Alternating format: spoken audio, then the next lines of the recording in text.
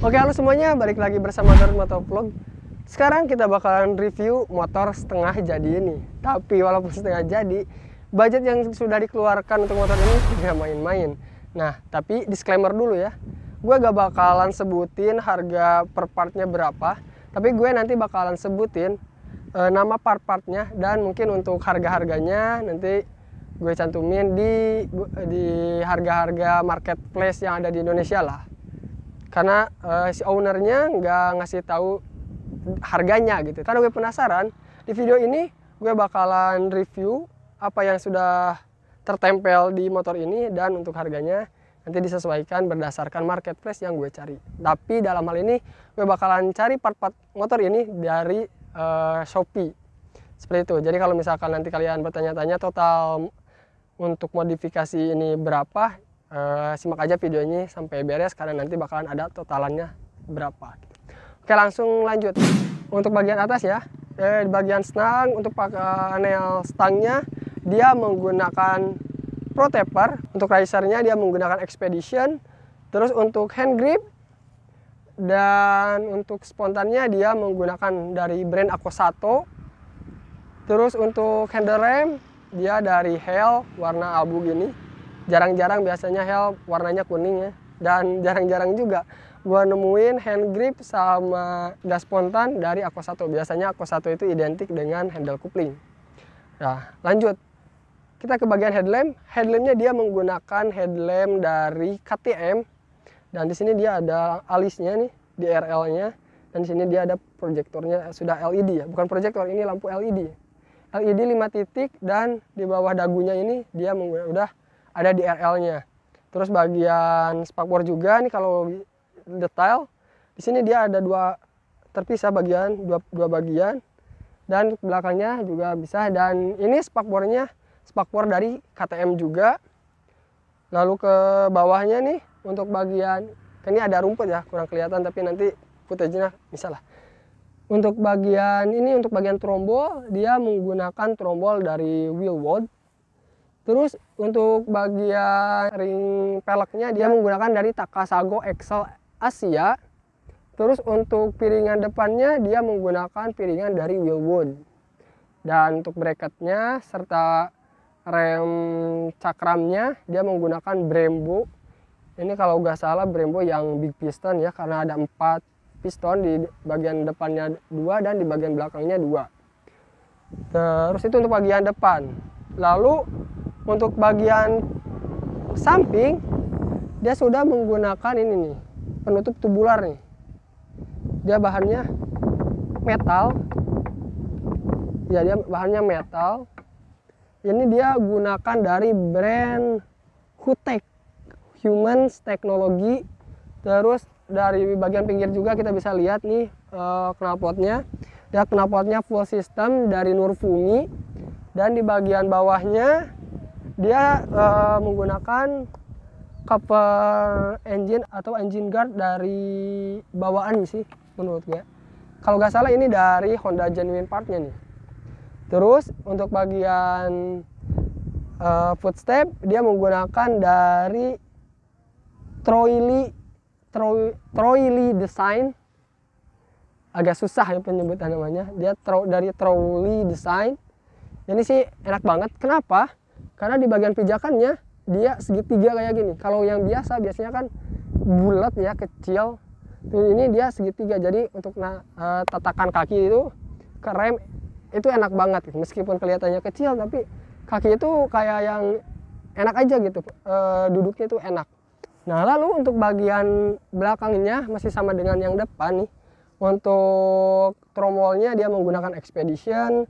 Terus untuk si peleknya dia menggunakan Takasago Excel Asia. Untuk bagian swing armnya dia menggunakan swing arm dari replika Aprilia. Oke, jadi terlihat gimana gitu ya.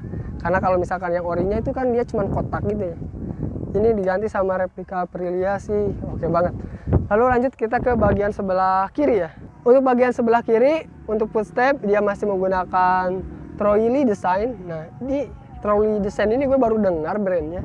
Tapi kalau misalkan dilihat dari build quality-nya ini bagus banget nih. Bahannya itu nggak murahan nih, bagus banget. Apalagi dia adjustable. Jadi kalau misalkan ada terbentur apa-apa, dia bisa ngelipat dengan sendirinya. Lalu nih untuk rantainya, dia rantainya menggunakan rantai triple S dengan seri 520. Terus untuk gear belakangnya dia menggunakan dari Rose CR46. Jadi untuk mata dari si gearnya dia 46 mata, dan untuk bagian depannya kalau nggak salah 14 mata kalau nggak salah. Untuk bannya depan belakang dia menggunakan ban dari Dunlop Sportsmax dengan tipe Alpha 13 SP.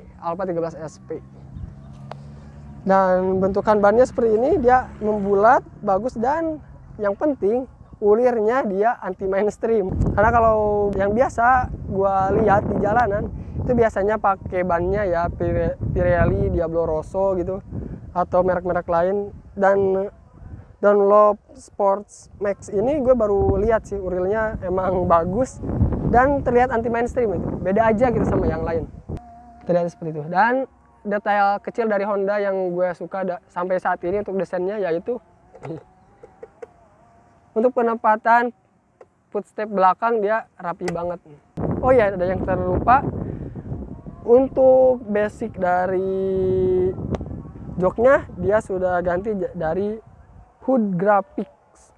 Ya ini jok enak banget sih, empuk banget, nyaman banget, apalagi dengan postur gue yang kecil seperti ini. Agak terpontang-panting sama shock breaker sih sebenarnya. Cuman dengan adanya si jok ini dari Hood Graphics ini, dia bokong gue tuh jadi agak tersangga dengan enak lah, karena apa? Empuk banget ini asli. Nah, oke, segitu aja dulu untuk bagian perentelan yang ada di motor ini. Sebenarnya motor ini emang baru setengah jadi ya, tapi ya gimana lagi, karena dia kalau gue lihat ya, dia tuh ini ada crash nih, tapi gue gak tahu kapan. Mungkin ketika motor ini dibawa ke gunung, karena waktu motor ini baru datang masih setelan cross banget, belum dimodif supermoto. Dia pernah bawa ke gunung dan mungkin pada saat itu ada crash lah. Dan di sini yang belum terpasang adalah ini nih, handle remnya belum terpasang, terus handle kupingnya juga belum pasang. Tapi setahu gua dia udah beli Brembo, dan yang handle-nya sudah pasang satu kalau nggak salah ya, cuman belum dipasang saja kayak gitu. Nah nanti kalau misalkan motor ini sudah 100% jadi, gue mau coba lagi sih. Oke, jadi segitu aja dulu untuk video untuk motor ini. Ya sekilas aja untuk modifan part-part yang sudah terpasang di motor ini. Mungkin nanti ketika motor ini sudah rampung full 100% dimodifikasi, gue bakalan pinjam lagi dan mau rasain lagi rasanya setelah full modifikasi. Untuk saat ini sih ini overall oke aja gitu, enak banget. Cuman mungkin untuk keadaan standar yang mungkin agak sedikit kurang enak menurut gue adalah di shock breaker belakangnya nih. Karena shock depannya sudah cukup enak main, tapi untuk shock breaker belakangnya kalau ngajar jalanan bumpy atau polisi tidur itu dia agak stiff ya, agak keras gitu. Tapi ya baik lagi tadi terbantu dengan joknya yang super. Oke, segitu aja dulu untuk video kita kali ini. Semoga bermanfaat. Jika kalian suka dengan video seperti ini, silahkan like. Jika ada masukan dan saran, silahkan tulis di kolom komentar. Dan jika kalian ingin mengetahui video-video selanjutnya, silahkan klik subscribe dan nyalakan lonceng notifikasinya. Saya Garut Motovlog, salam motovlogger.